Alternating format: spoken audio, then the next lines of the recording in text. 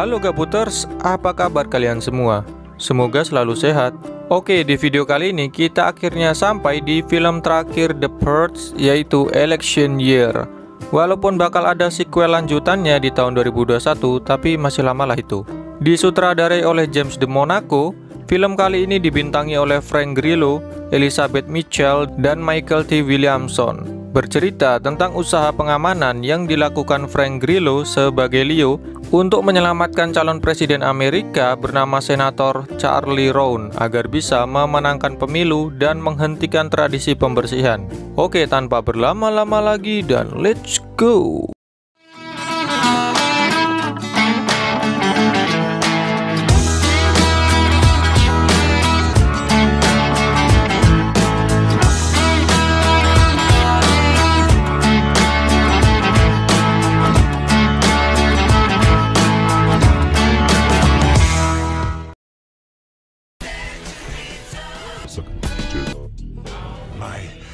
Especially this final two. Funky, obviously. Survived this year's...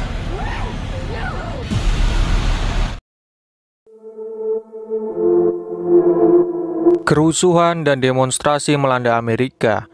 Krisis kepercayaan terhadap NFFA mulai muncul karena mereka dianggap menggunakan pembersihan untuk kepentingan ekonomi dengan cara menghabisi warga kelas bawah.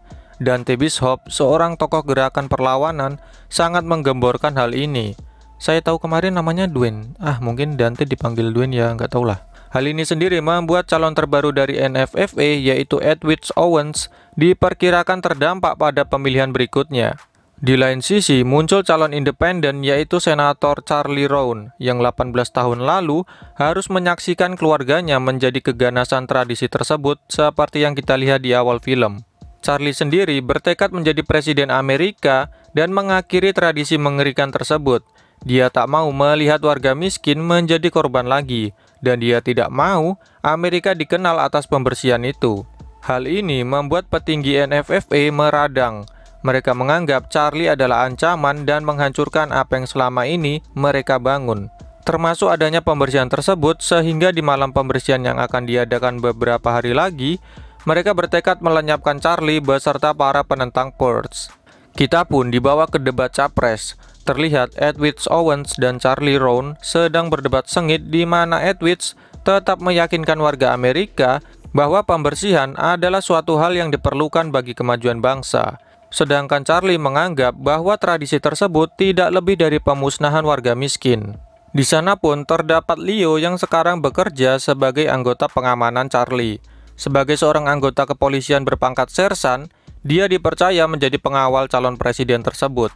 Leo dengan sigap mengawasi Charlie yang sedang berusaha mengambil hati warga Amerika agar mendukungnya menjadi presiden. Di sebuah toko bernama Joe Deli, seorang pria bernama Joe sedang menyaksikan debat tersebut. Terdapat pula pegawainya bernama Marcos dan seorang wanita bernama Lani.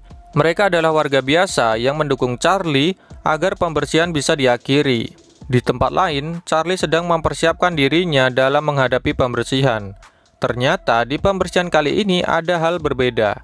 Petinggi NFFA merubah aturan main, di mana tidak akan ada lagi imunitas bagi anggota pemerintah. Karena di pembersihan sebelumnya, pejabat pemerintah kebal dari pembersihan, dan sekarang ditiadakan. Bisa disimpulkan kalau NFFA sengaja melakukannya agar bisa melenyapkan Charlie. Tapi dirinya tetap akan bertahan di rumah itu dan enggan ke tempat aman.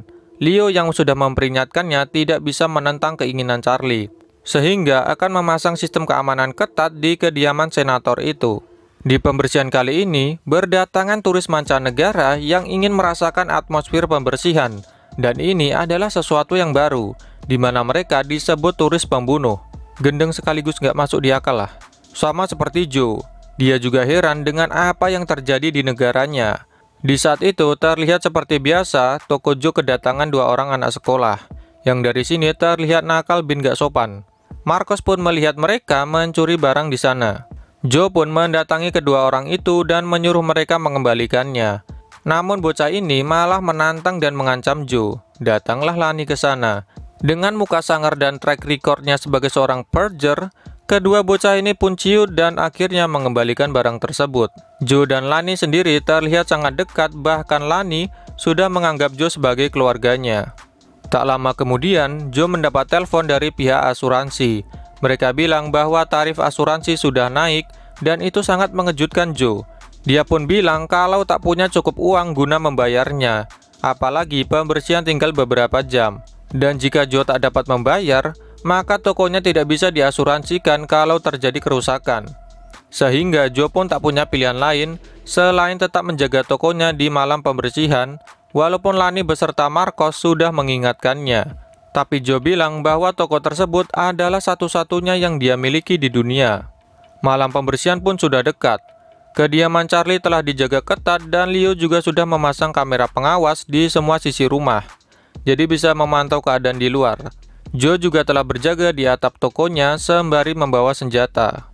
Pembersihan seperti biasa disiarkan melalui pesan di seantero kota. Pada pembersihan kali ini ada yang berbeda. Tidak ada pejabat yang kebal alias semua orang bisa dihabisi.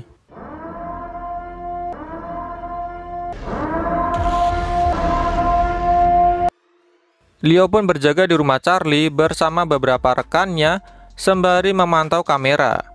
Di sana, dia turut berbincang sedikit dengan Charlie, di mana mereka memiliki kenangan pahit akibat adanya pembersihan itu. Sedangkan Lani di hari itu bekerja sebagai petugas medis. Dia bersama seorang rekannya berkeliling guna melihat apakah ada orang yang butuh bantuan. Di jalan itu pun dia turut melihat keganasan warga dalam pembersihan kali ini.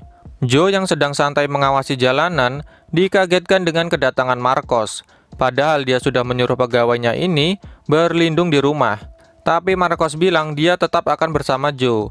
Tak lama kemudian terlihat sebuah mobil dengan lampu yang sangat terang mengemudi ugal-ugalan dan berhenti tepat di toko Joe. Tak lain tak bukan, itu adalah bocah sekolah yang sempat mencuri di tokonya. Dengan penampilan aneh bin mengerikan, bocah-bocah ini membawa senjata dan bilang akan merampok toko Joe dan mengambil permen tadi siang. Melihat hal tersebut, Joe beserta Marcos menggertak mereka. Pada akhirnya, bocah sinting ini pergi. Tapi mereka sepertinya akan kembali lagi.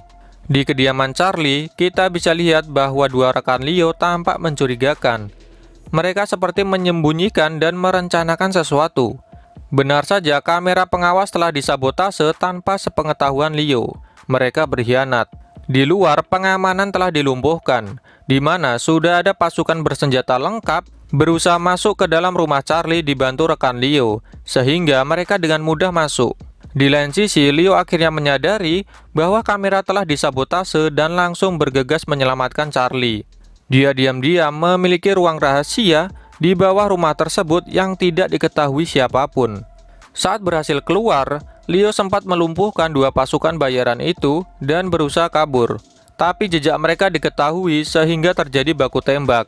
Leo sempat terkena tembakan, namun langsung saja dia menghidupkan jebakan bom yang telah dia siapkan, sehingga langsung saja menghancurkan rumah Charlie beserta pasukan tadi. Mampus. Charlie sadar bahwa Edwidge, calon NFFA yang menyuruh pasukan bayaran itu. Padahal selama ini dia menghormati saingannya tersebut. Leo pun mengajak dirinya kabur dari sana, tapi mereka ternyata dibuntuti oleh sebuah drone. Karena di sepanjang jalan Leo sebenarnya menyadari mereka dikuntit, dia menunggu waktu tepat sampai akhirnya bisa menghancurkan drone sialan itu. Di jalanan kota, mereka kembali dihadapkan dengan partisipan yang berusaha menyerang. Namun kerjasama Leo dan Charlie bisa diandalkan di sini. Tapi tiba-tiba tanpa mereka sadari, muncul dua orang bertopeng langsung menyetrumnya. Sementara itu, Joe beserta Marcos melihat Leo diseret oleh orang-orang tersebut. Ternyata partisipannya adalah turis mancanegara yang ingin ikut dalam pembersihan. Mereka kejam bin edan lah. Tapi saat genting itulah Joe bersama Marcos menyelamatkan.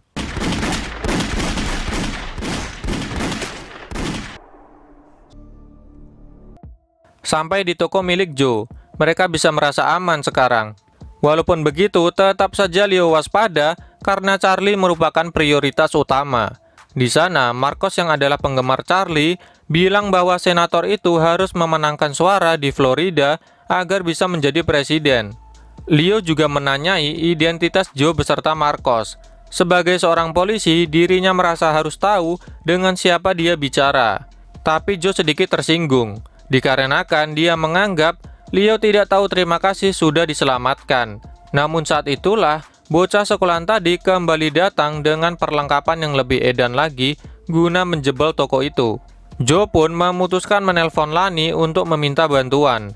Di lain sisi, Lani sedang menyelamatkan seseorang yang melakukan pembersihan.